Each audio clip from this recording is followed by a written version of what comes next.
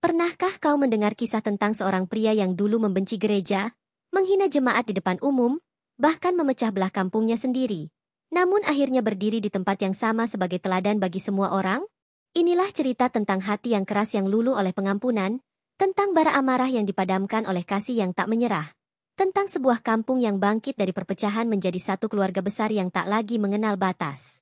Perjalanan panjang penuh luka, air mata, dan keajaiban kecil yang merajut ulang kepercayaan yang pernah hancur. Sebuah kisah nyata tentang mukjizat yang lahir dari perubahan, pengampunan, dan keberanian untuk memulai hidup yang baru.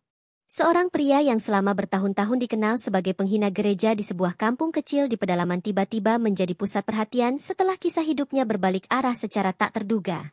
Warga desa yang dulu sering mendengar caci makinya di jalan kini justru menyaksikan bagaimana ia berjalan dengan penuh hormat, menunduk di depan orang-orang yang dulu ia hina, dan memberikan senyum tulus yang dulu tak pernah terlihat di wajahnya. Transformasi ini mengguncang suasana tenang kampung yang selama ini terbiasa dengan konflik sunyi antara kelompok beriman dan mereka yang memilih menjauh. Kehidupan masa lalu pria ini bukan tanpa luka. Sejak kecil ia tumbuh dalam kemiskinan dan kehilangan orang tuanya secara mendadak, membuatnya merasa hidup adalah serangkaian ketidakadilan. Ia marah kepada Tuhan yang tak pernah ia kenal. Dan kemarahan itu mencari sasaran pada gereja yang baginya hanyalah simbol kepalsuan dan kemunafikan. Setiap kali lonceng gereja berdentang, hatinya seperti disayat, bukan oleh iman, tetapi oleh dendam lama yang tak pernah sembuh. Kemarahan itu tumbuh bersama waktu. Ia menjadi pemimpin tak resmi bagi segelintir orang yang diam-diam merasa sama, muak pada orang-orang beriman, jemu pada doa yang tak terlihat hasilnya, dan lelah pada janji-janji damai yang tak pernah mereka rasakan. Dari mulutnya keluar kata-kata yang tajam, ejekan yang membuat jemaat terdiam, dan hinaan yang bahkan menyalakan api permusuhan di hati beberapa orang.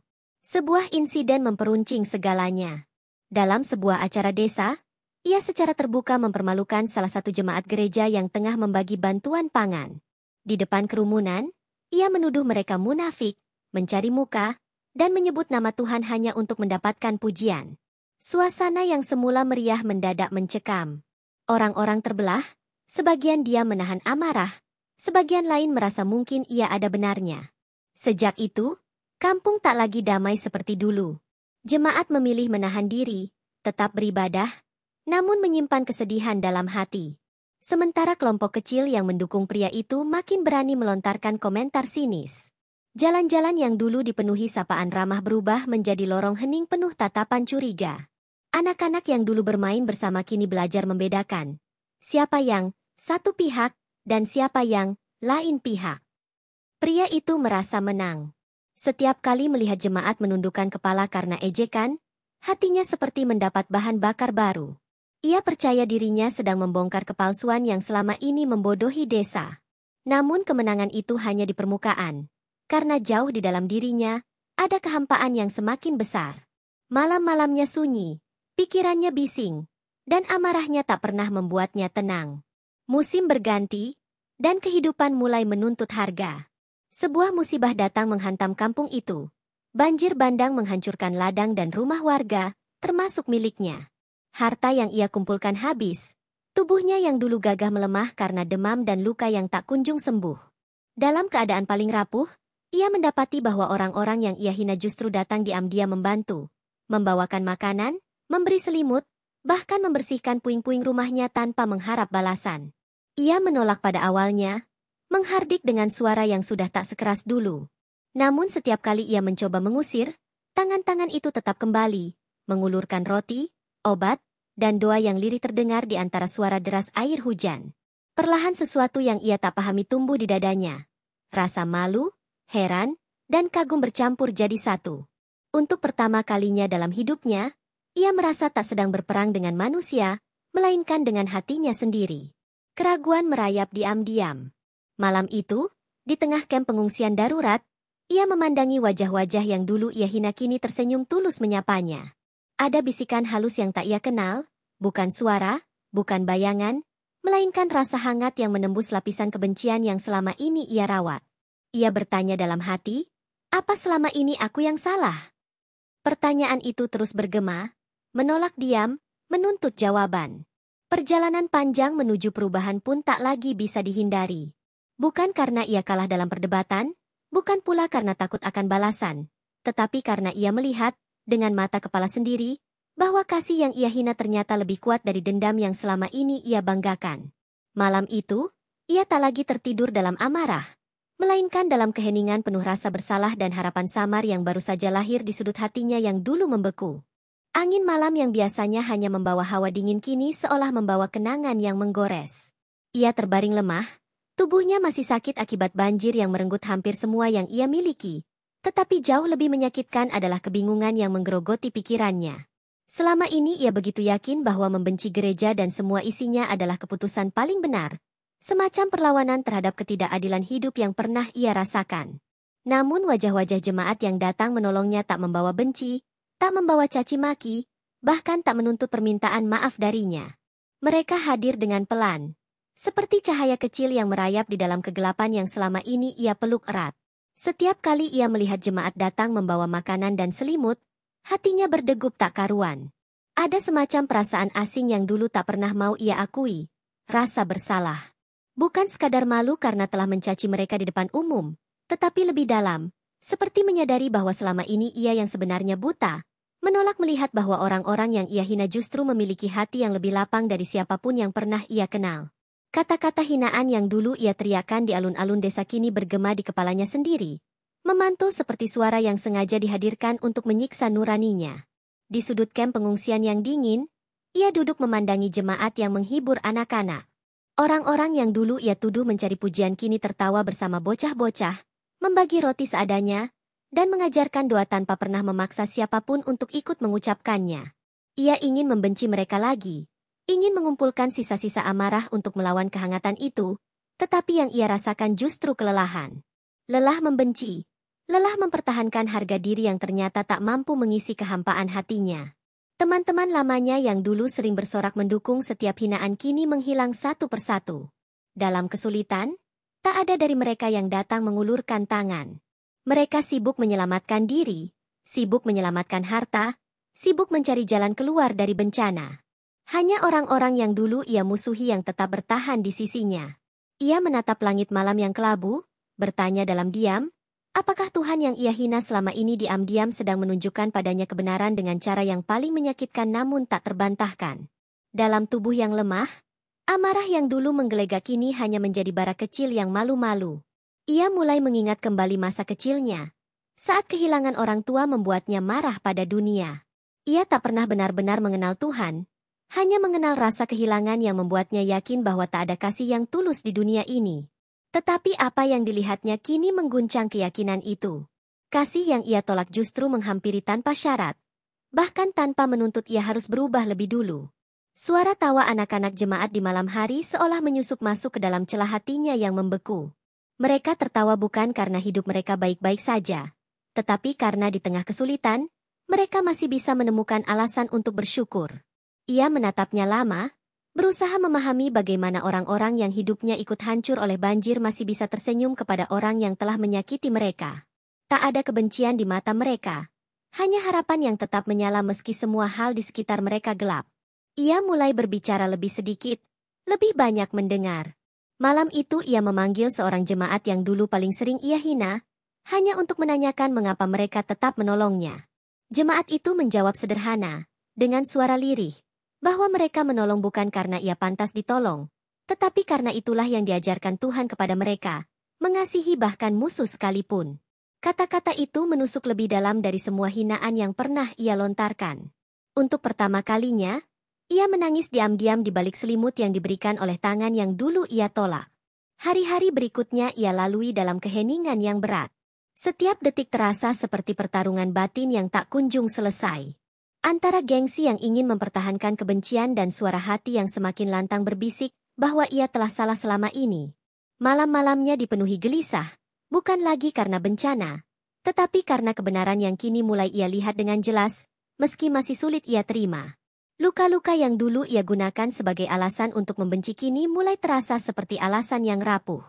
Ia sadar, dunia mungkin telah mengecewakannya, orang-orang mungkin telah melukainya, tetapi kasih yang kini hadir di hadapannya bukan berasal dari dunia yang ia benci, melainkan dari sesuatu yang jauh lebih besar. Sesuatu yang dulu ia tolak, ia hina, Bahkan ia lawan dengan mulut penuh kesombongan. Di tengah malam yang sunyi, ia akhirnya berbisik lirih, bukan kepada siapapun di sekitarnya, tetapi kepada langit yang mendung di atas kepalanya, memohon agar diberikan kesempatan untuk memahami semua ini. Ia tak tahu kepada siapa ia berbicara, hanya merasa dorongan untuk berkata bahwa mungkin, hanya mungkin, selama ini ia yang telah menutup diri dari sesuatu yang jauh lebih mulia daripada egonya sendiri. Sebuah langkah kecil, hampir tak terlihat, tetapi cukup untuk memulai perjalanan panjang menuju cahaya yang selama ini ia hindari. Hujan deras yang turun malam itu seperti menambah berat beban yang sudah tak tertahankan. Di tengah perkemahan darurat, ia duduk bersandar pada tiang kayu, memandangi tanah becek yang memantulkan cahaya lampu minyak. Tubuhnya demam, luka-luka di tangannya masih perih. Tetapi yang membuatnya lebih lemah adalah gejolak dalam batinnya. Ia merasa seperti sedang dihukum dan diselamatkan dalam waktu yang sama, dihancurkan dan dibangunkan oleh kekuatan yang tak terlihat, yang selama ini justru ia lawan dengan segala kesombongan. Kabar tentang dirinya yang mulai berubah sikap diam-diam menyebar ke seluruh kampung. Orang-orang mulai memperhatikan bahwa ia tak lagi melontarkan hinaan, bahkan mulai mengucapkan terima kasih kepada mereka yang datang menolong. Ada yang sinis, menganggap perubahan itu hanya sementara karena ia sedang dalam keadaan terjepit, tetapi ada pula yang melihat kilatan ketulusan di matanya, sesuatu yang dulu tak pernah mereka lihat dari pria yang selama ini selalu menantang. Dalam tidur yang gelisah, ia mulai dihantui mimpi-mimpi yang aneh. Ia melihat dirinya berjalan sendirian di jalan kampung yang sunyi, sementara di kiri kanannya rumah-rumah terbakar. Dari kejauhan, ia melihat gereja tua di tengah desa tetap berdiri, diterpa api tetapi tidak hangus, seolah api itu justru memantul kembali ke langit. Ia mendengar suara, bukan teriakan, bukan bisikan, melainkan panggilan yang lembut namun tegas, menyuruhnya berhenti lari. Ia terbangun dengan napas terengah, keringat dingin membasahi tubuhnya, dan untuk pertama kalinya ia merasa takut bukan pada bencana, tetapi pada kebenaran yang selama ini ia tolak. Hari itu, seorang pendeta yang sudah tua datang menjenguknya. Pendeta itu tak membawa kitab atau khotbah, hanya membawa 2 cangkir teh hangat dan duduk di sampingnya tanpa berkata apapun. Lama keduanya diam, hanya suara hujan yang terdengar di antara mereka. Akhirnya pria itu membuka mulut, pelan, seperti seseorang yang sudah terlalu lama menahan air mata. Ia bertanya mengapa, meski ia telah melukai begitu banyak hati, mereka tetap mau datang, tetap mau duduk di sampingnya. Pendeta itu menatapnya dengan mata yang penuh iba, bukan kasihan yang merendahkan, tetapi kasih yang memahami. Ia menjawab bahwa kasih bukan hadiah bagi yang layak, tetapi anugerah bagi yang bahkan tak memintanya. Kata-kata itu menusuk, sederhana namun menghancurkan tembok kesombongan yang selama ini ia bangun dengan bangga. Ia menunduk, tak mampu menahan air mata yang akhirnya tumpah, bukan karena sakit fisik, tetapi karena rasa bersalah yang seperti mendesak keluar dari dada. Hari-hari setelah pertemuan itu terasa berbeda. Jemaat yang dulu menjadi sasarannya kini malah menjadi orang-orang yang ia tunggu kedatangannya setiap pagi. Ia tak lagi menyembunyikan kehangatan yang mulai ia rasakan, bahkan beberapa kali ia diam-diam membantu memindahkan barang-barang atau menjaga anak-anak yang ditinggalkan sementara. Bukan karena ia sudah sepenuhnya berubah, tetapi karena hatinya tak lagi sanggup menolak kebaikan yang terus mengalir kepadanya tanpa henti. Namun pergumulan itu belum selesai. Setiap kali ia melihat sisa runtuhan rumahnya, ia masih mendengar bisikan lamanya, suara marah yang dulu menemaninya selama bertahun-tahun, membujuknya kembali pada kebencian, menyuruhnya tidak lupa bahwa dunia pernah menyakitinya. Kadang ia berdiri di tepi sungai yang kini mengalir lebih tenang, bertanya-tanya apakah semua ini hanya ilusi, apakah ia hanya lemah karena bencana telah mematahkan kesombongan yang selama ini ia pelihara seperti perisai. Tetapi setiap kali ia bertanya, selalu saja ada sesuatu yang menjawab tanpa suara. Tatapan mata seorang anak kecil yang ia tolong berdiri di tanah becek, senyum seorang ibu yang mengucap terima kasih, genggaman tangan seorang tetua desa yang dulu tak pernah mau menyapanya. Semua itu seperti jawaban lembut yang datang bukan dari dunia yang ia kenal, tetapi dari sumber yang selama ini ia ejek, ia caci, ia anggap lemah. Dan semakin ia mencoba melawan, semakin hatinya hancur sendiri. Di satu malam yang dingin, ia kembali bermimpi, kali ini berbeda. Ia berdiri di depan gereja yang pintunya terbuka lebar. Dari dalam terdengar nyanyian yang tidak ia mengerti, tetapi entah mengapa terasa seperti suara pulang. Ia berdiri lama di ambang pintu, tak berani masuk, tak mau mundur. Saat ia terbangun, Ia mendapati dirinya masih duduk di tempat tidur darurat, tetapi rasa di dalam dadanya berbeda. Ada kerinduan yang belum pernah ia rasakan sebelumnya. Pagi itu, ia berjalan tertatih ke arah gereja yang masih berdiri di tengah desa, meski dindingnya penuh lumpur dan catnya mengelupas. Ia berdiri di luar pagar, memandangi lonceng yang diam, menunggu, entah untuk apa. Masyarakat yang melihatnya hanya saling bertukar pandang, sebagian terkejut, sebagian diam tak percaya. Ia tidak mengatakan sepatah kata pun, hanya berdiri di sana, seolah menunggu sesuatu turun dari langit untuk memastikan bahwa langkah kecil yang telah ia ambil bukan sekadar getaran sesaat, tetapi awal dari sesuatu yang jauh lebih besar dari dirinya. Udara pagi itu dingin menusuk kulit, tetapi di dalam dadanya ada api kecil yang anehnya tidak membuatnya hangat, melainkan membuat seluruh tubuhnya gemetar. Ia berdiri lama di depan gereja yang sepi, menatap pintu kayu yang selama ini hanya menjadi simbol kebencian baginya. Jemaat yang lalu lalang melihatnya dengan hati-hati, tidak ada yang berani mendekat, takut kata-kata lama yang pernah ia lontarkan kembali keluar seperti pisau yang melukai. Tetapi kali ini tidak ada kebencian di matanya, hanya ketakutan, kegelisahan, dan entah mengapa, harapan yang kecil tapi mendesak ingin keluar. Seorang perempuan paruh baya, yang dulu pernah menjadi korban hinaannya di depan pasar, melangkah mendekat dengan hati-hati. Ia membawa sekeranjang roti yang akan dibagikan untuk keluarga yang terdampak banjir. Mereka saling menatap dalam diam, tidak ada kata-kata yang cukup untuk menjembatani jurang yang dulu ia buat sendiri. Perempuan itu hanya mengangguk kecil, lalu menyodorkan sepotong roti tanpa sepatah kata pun. Tangannya bergetar saat menerimanya, dan sepotong roti itu terasa lebih berat dari apapun yang pernah ia genggam, seolah memikul semua rasa bersalah dan kesempatan yang diberikan sekaligus. Di tengah kegelisahan itu, seorang pendeta tua keluar dari dalam gereja, matanya tenang, langkahnya pelan, seperti orang yang sudah lama tahu bahwa hari ini akan tiba. Tidak ada pertanyaan, tidak ada teguran, hanya tatapan yang dalam dan mengajak untuk masuk. Langkah kakinya terasa berat. Setiap jarak yang ia tempuh dari gerbang ke pintu gereja terasa seperti perjalanan paling panjang yang pernah ia lalui. Bukan karena tubuhnya lemah, tetapi karena jiwanya takut. Takut kalau semua ini hanyalah mimpi, atau lebih buruk lagi, ditolak oleh orang-orang yang selama ini telah ia lukai. Ketika ia akhirnya melangkah masuk, aroma kayu basah dan lilin lama menyambutnya. Ruangan itu sepi, hanya kursi-kursi kayu yang rusak akibat banjir dan salib yang sedikit miring di dinding. Tetapi baginya tempat itu terasa seperti dunia yang berbeda. Ia berdiri di tengah, bingung, seolah tidak tahu harus duduk atau berlutut. Suara pendeta yang lembut memintanya duduk memecah keheningan, dan ia pun duduk. Masih menunduk, matanya tak berani menatap siapapun. Hening itu terasa lama. Sampai akhirnya ia berbicara dengan suara serak, pelan, dan penuh beban.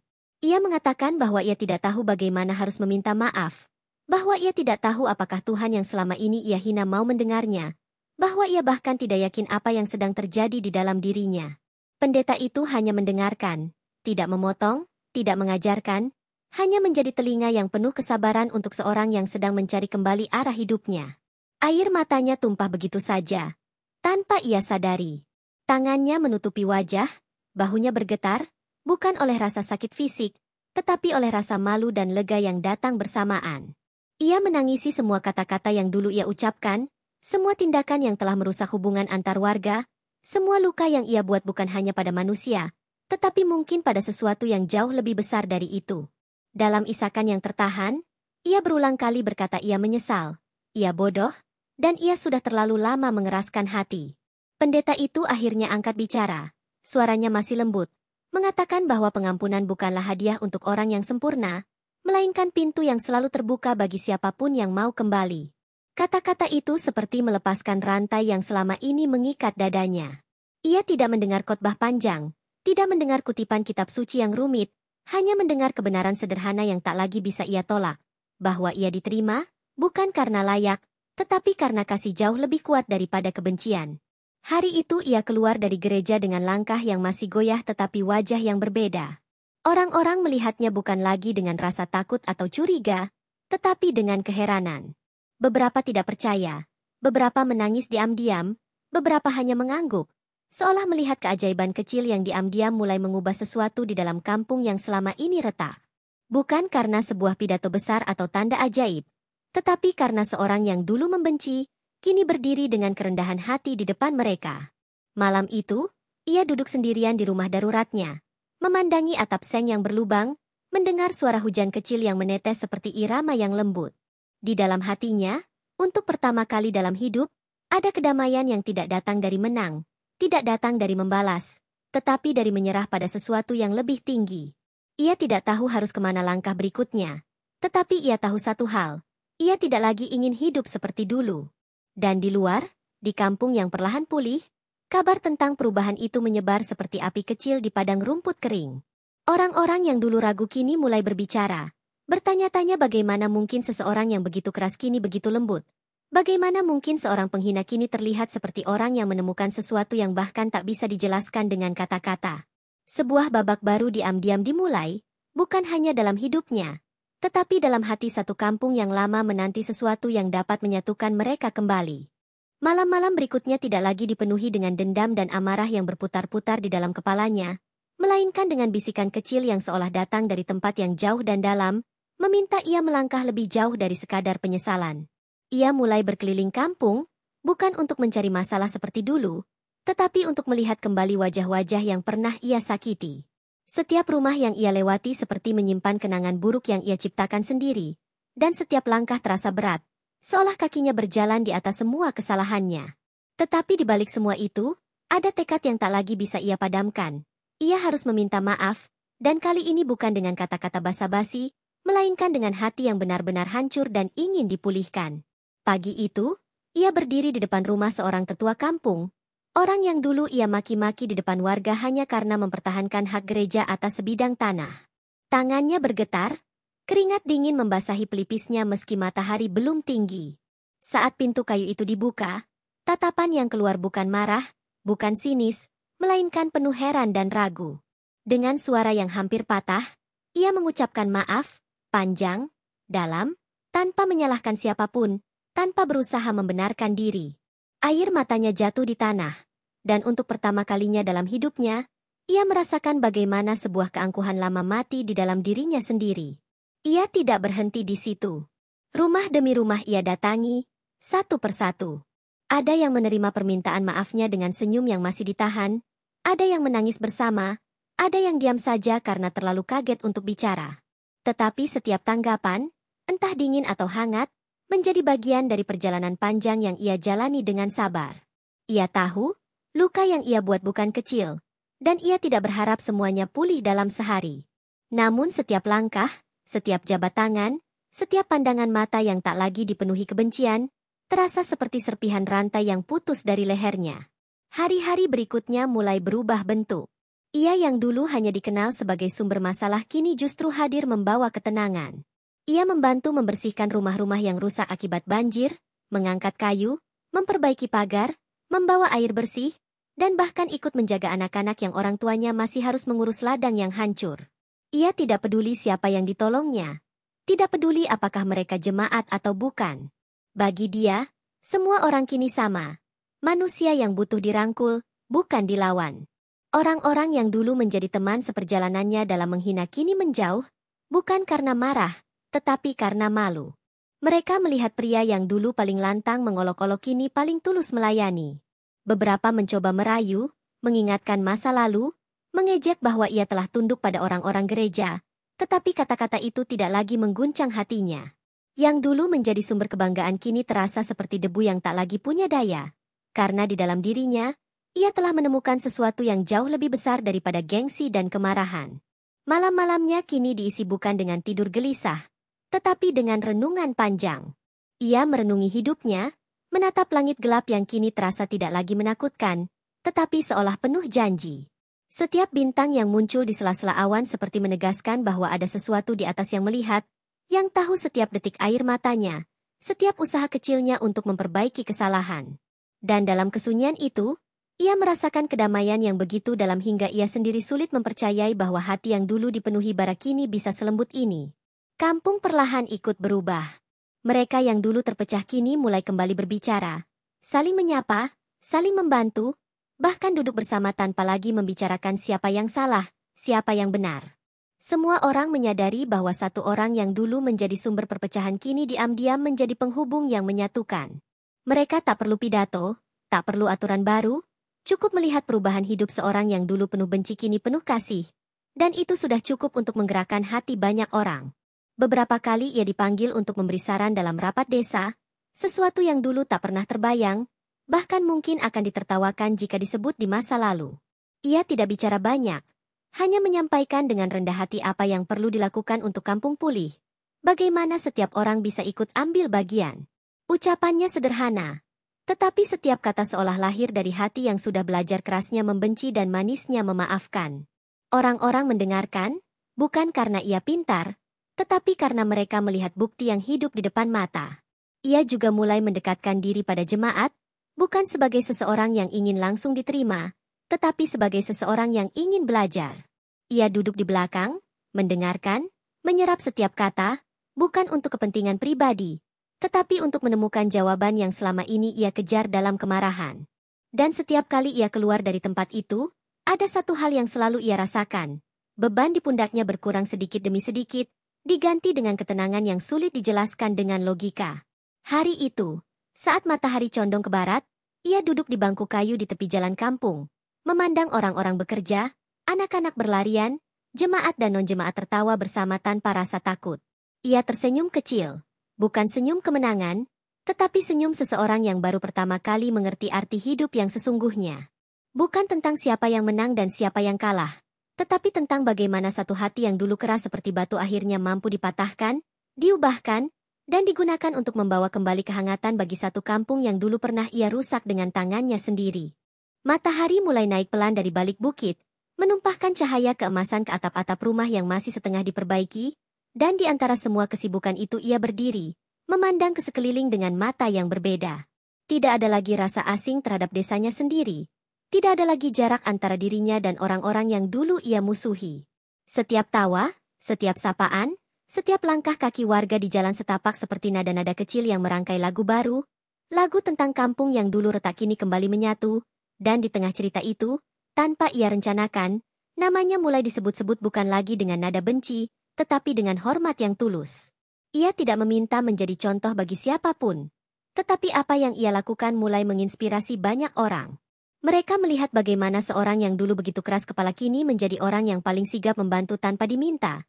Bagaimana tangan yang dulu hanya menunjuk penuh tuduhan kini menjadi tangan yang menenangkan anak-anak yang ketakutan, dan bagaimana suara yang dulu hanya mengeluarkan ejekan kini dipakai untuk menenangkan tetangga yang sedang berduka.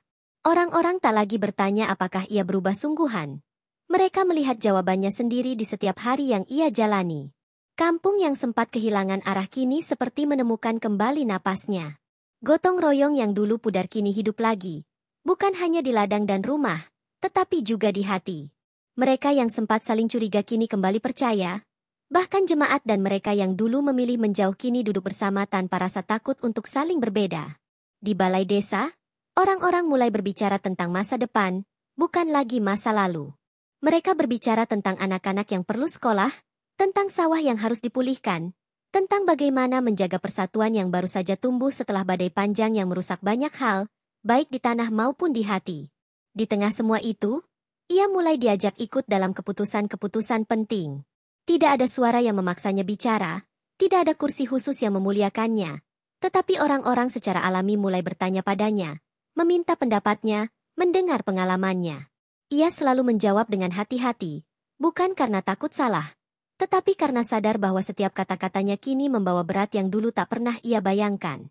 Setiap saran kecil ia berikan dengan nada rendah, dan setiap kali ia bicara, orang-orang mengangguk, bukan karena ia memaksa, tetapi karena mereka percaya. Sore itu, ia terlihat duduk di depan gereja yang mulai diperbaiki sedikit demi sedikit. Jemaat bersama warga yang bukan jemaat bergotong royong mengecat dinding, mengganti papan yang lapuk, dan memperbaiki atap.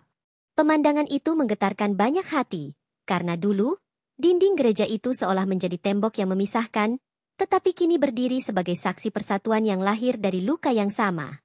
Ia hanya duduk diam, tersenyum melihat mereka bekerja, menahan air mata yang tiba-tiba memenuhi matanya, bukan karena sedih, tetapi karena syukur yang tak lagi bisa ia ucapkan dengan kata-kata. Orang-orang mulai mengundangnya untuk berbagi kisahnya di pertemuan desa dan di acara-acara kecil. Ia selalu memulai dengan jujur, mengatakan bahwa dirinya bukan orang baik, bahwa ia bahkan tidak pantas diberi kesempatan kedua, bahwa semua yang mereka lihat hari ini bukan karena dirinya kuat, melainkan karena ia akhirnya berhenti melawan kebenaran yang sudah lama berdiri di depan matanya. Setiap kali ia berbicara, suasana menjadi hening, bukan karena ia pandai berkata-kata, tetapi karena setiap kalimatnya membawa luka yang sudah diubah menjadi pelajaran. Perlahan, anak-anak di kampung mulai mendekatinya. Mereka yang dulu hanya mengenalnya sebagai orang kasar kini duduk di sekelilingnya, mendengarkan cerita tentang keberanian yang bukan berasal dari kekerasan, tentang kekuatan yang bukan lahir dari gengsi, tetapi dari kerendahan hati. Ia mulai mengajari mereka tentang menghormati perbedaan, tentang pentingnya menolong bahkan orang yang tidak mereka sukai, tentang bagaimana dunia ini terlalu singkat untuk diisi dengan dendam.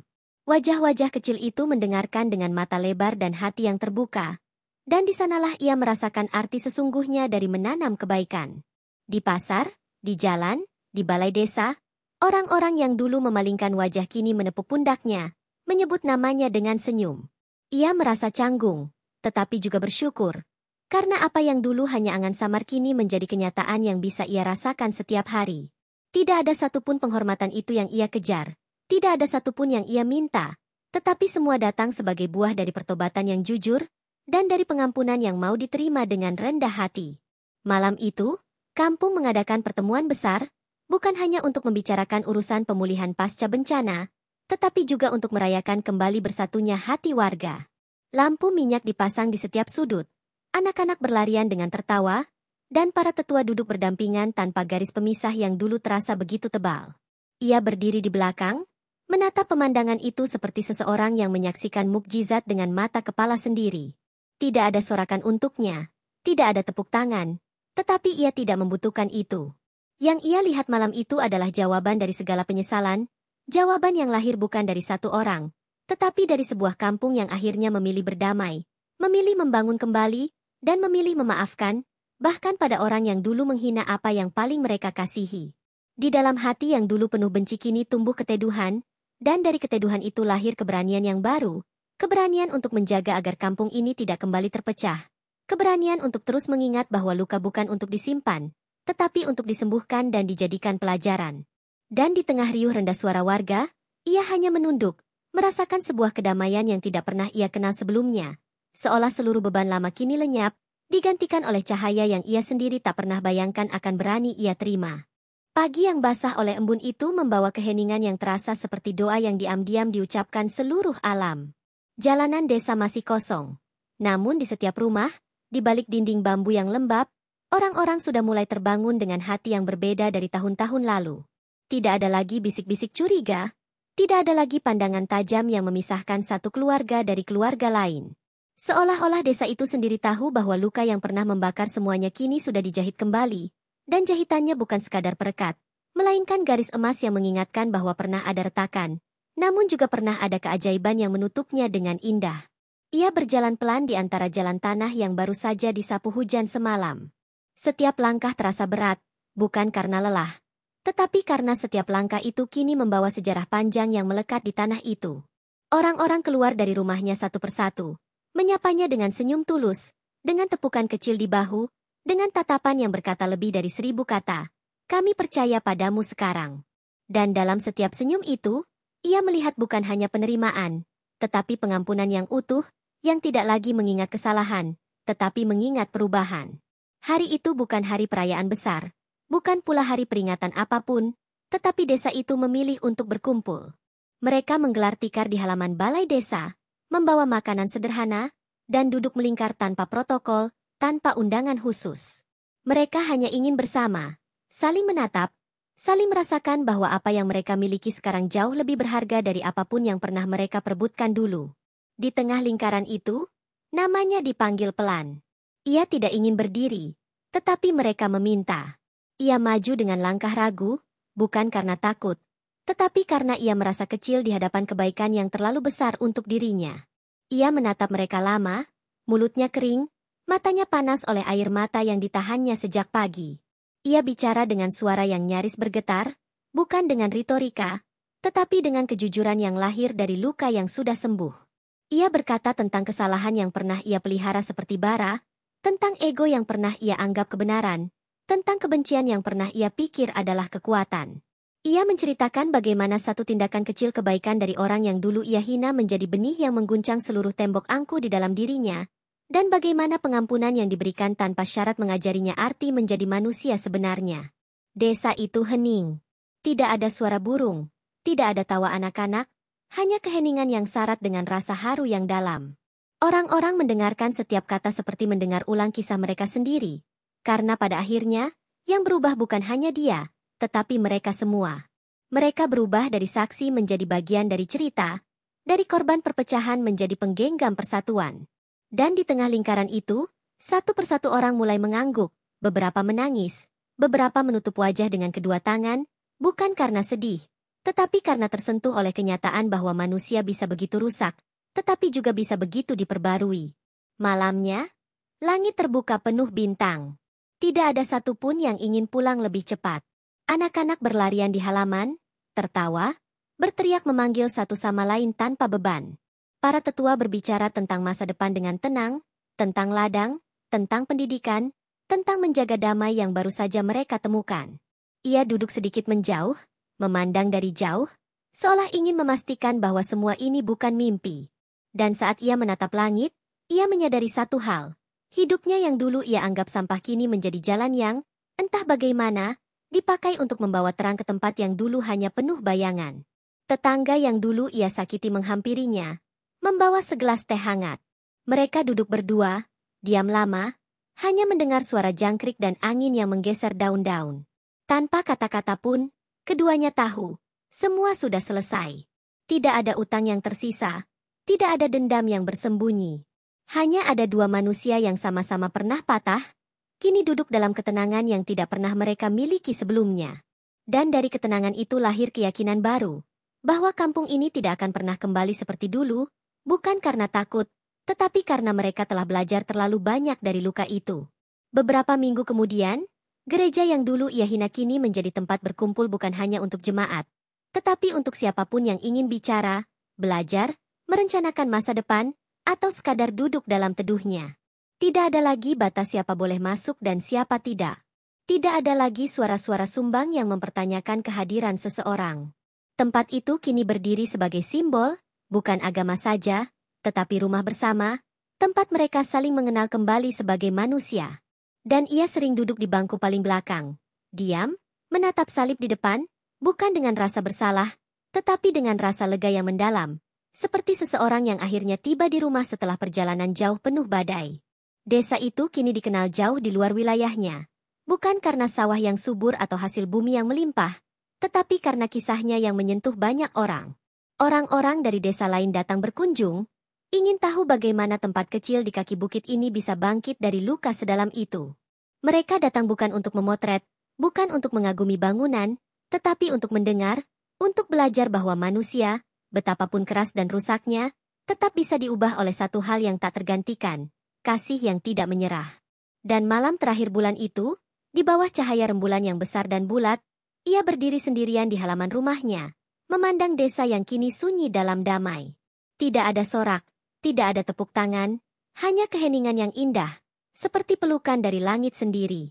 Di dadanya tidak ada lagi rasa ingin membuktikan apapun, tidak ada lagi sisa-sisa perlawanan terhadap masa lalu. Yang ada hanyalah hati yang tenang, dan sebuah keyakinan bahwa hidup yang dulu ia salah gunakan kini telah dipakai untuk sesuatu yang jauh lebih besar dari dirinya sendiri. Sesuatu yang akan terus hidup bahkan saat namanya kelak hanya tinggal cerita yang dibisikkan dari satu generasi ke generasi berikutnya.